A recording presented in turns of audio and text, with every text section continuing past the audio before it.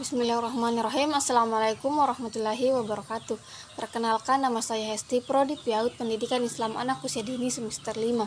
Nah, di video kali ini saya akan menjelaskan tentang tantangan dalam pembelajaran pengembangan fisik motorik anak usia dini. Nah, di sini adapun subbabnya ada 3. Yang pertama yaitu perkembangan fisik motorik anak usia dini, yang kedua fisik motorik anak usia dini, dan yang ketiga yaitu tantangan dalam pembelajaran fisik motorik anak usia dini. Nah, di sini yang akan saya bahas yaitu perkembangan fisik motorik anak usia dini, yang mana perkembangan motorik berarti perkembangan pengendalian gerakan jasmaniah melalui kegiatan pusat syaraf, urat saraf, dan otot yang terkoordinasi. Perkembangan tersebut berasal dari perkembangan refleks dan kegiatan massa yang ada pada waktu lahir. Nah, pertumbuhan dan perkembangan fisik berkaitan dengan berkaitan dengan gerakan motorik. Nah, yakni perkembangan pengendalian gerakan tubuh melalui kegiatan yang terkoordinasi antara susunan syaraf otot, dan spinal cord.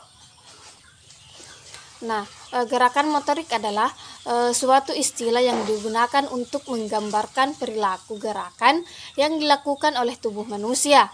Nah, di sini anak usia dini merupakan fase yang sangat pesat dalam pertumbuhan dan perkembangannya, baik itu fisik dan psikis anak. Nah, anak yang berusia di bawah 6 tahun, beberapa menyebut bahwa fase ini adalah masa ini sebagai golden age. Nah, yang kedua yaitu fisik motorik. Di sini perkembangan fisik motorik adalah perkembangan jasmaniah melalui kegiatan pusat saraf otot yang terkoordinasi dengan baik. Nah, masa ini ditandai dengan kelebihan gerakan atau aktivitas. Nah, anak cenderung menunjukkan gerakan-gerakan motorik yang lincah. Nah, masa yang ideal untuk belajar keterampilan yang berkaitan dengan motorik kasar dan motorik halus seperti menulis, menggambar, berlari, dan bermain bola. Nah, adapun kemampuan motorik dibagi menjadi 2 yaitu motorik kasar dan motorik halus.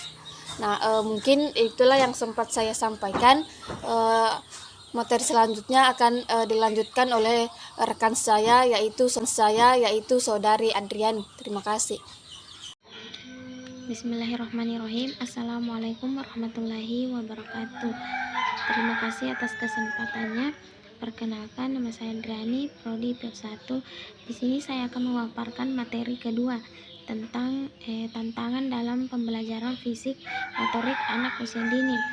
Nah, di sini kemampuan motorik adalah kemampuan untuk menggerakkan otot di tubuh, baik itu gerakan yang gerakan besar atau motorik kasar maupun gerakan otot kecil atau disebut dengan motorik halus. Nah, beberapa tantangan yang harus dihadapi ketika melatih stimulasi motorik anak.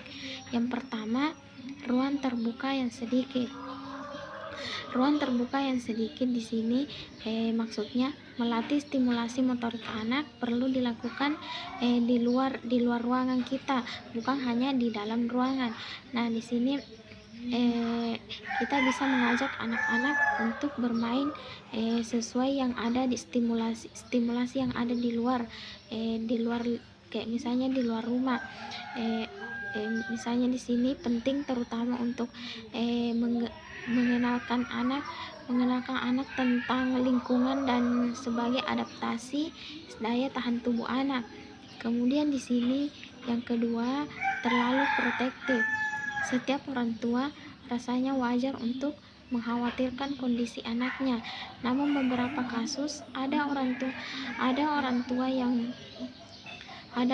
yang terlalu protektif sehingga akhirnya menghambat perkembangan motorik anak. Nah, di sini kita sebagai orang tua mengkhawatirkan anak sewajarnya saja. Jangan sampai karena terlalu khawatir dan protektif sehingga menyebabkan terlambatnya perkembangan motorik anak. Nah, kemudian yang ketiga atau yang terakhir di sini teknologi yang berkembang pesat. Teknologi yang berkembang pesat di sini maksudnya saat ini bisa dikatakan teknologi berkembang sangat pesat dan setiap aspek dari kehidupan kita dekat dengan teknologi. Misalnya anak-anak usia sekarang kebanyakan yang terlalu main gadget atau nonton TV terlalu lama. Nah, di sini kita harus sebagai orang tua harus memperhatikannya, karena anak yang terlalu lama duduk itu menyebabkan tidak banyak gerak. Nah, itu bisa menghambat motorik seorang anak karena kurang gerak dan terlalu banyak duduk. Nah, di sini kita harus banyak-banyak bergerak. Sebagai orang tua harus melihat anaknya dan melatih anaknya untuk bergerak, karena di anak usia dini itu waktunya untuk bergerak aktif, bukan untuk berdiam diri. Nah, mungkin itu saja pemaparan materi kedua dari saya. Kurang dan lebihnya mohon dimaafkan. Wabillahi taufiq wal hidayah. Wassalamualaikum warahmatullahi wabarakatuh.